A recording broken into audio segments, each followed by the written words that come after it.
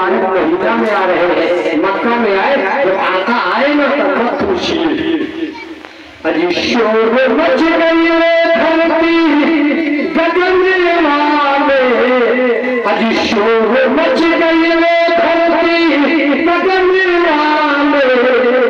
आई सरकार जिबरील जहन्नुम में, आई सरकार जिबरील जहन्नुम में, अमोर नाचे अपन है कि बनिया में, मोर नाचे अपन है कि बनिया में, आई सरकार जिबरील जहन्नुम में, आई सरकार जिबरील जहन्नुम में।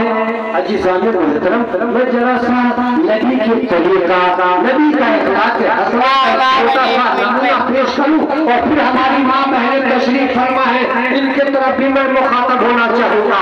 मेरी माँ, अल्लाह के नबी भी अरे पैदा इसी महीने में हुए और वफात भी इसी महीने में, अरे रबीउल अव्वल को हो रहा है। जब अल्लाह के नबी का वफात हुआ, अल्लाह के नबी का इंतकाल हुआ, अब कौन आ रहे हैं?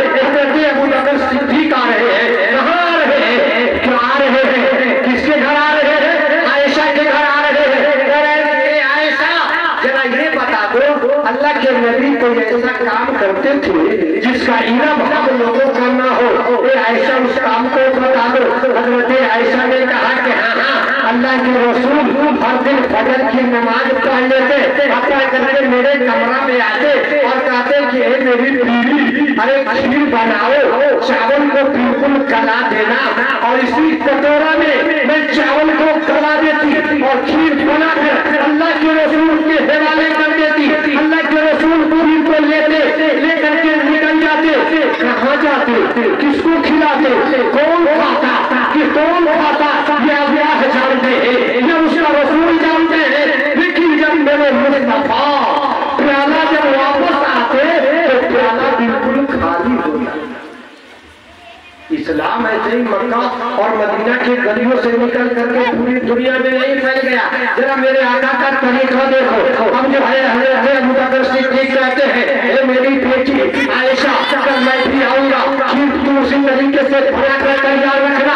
अब कल फजर की नमाज के बाद हजरत अबू बकर अपनी बेटी के घर पहुंचते हैं। पहुंचने के बाद कहा, बेटी खीर तैयार है। कहा कि हाँ, अब्बा हुजूर खीर तैयार है, बनाने वाली वही है, प्याला भी वही है, लेकिन ले चढ़ने वाला बदला हुआ है।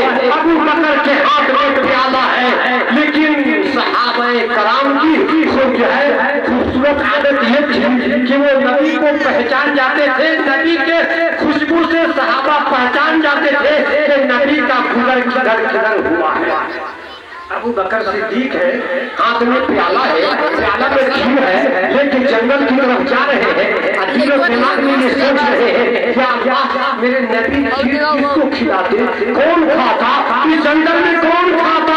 इतने में थर्राई हुई, आवाज आई, हे मोहम्मद बिन अब्दुल्लाह, तू किधर है? मैं भूखा हूँ, कई दिन से मैं भूखा हूँ।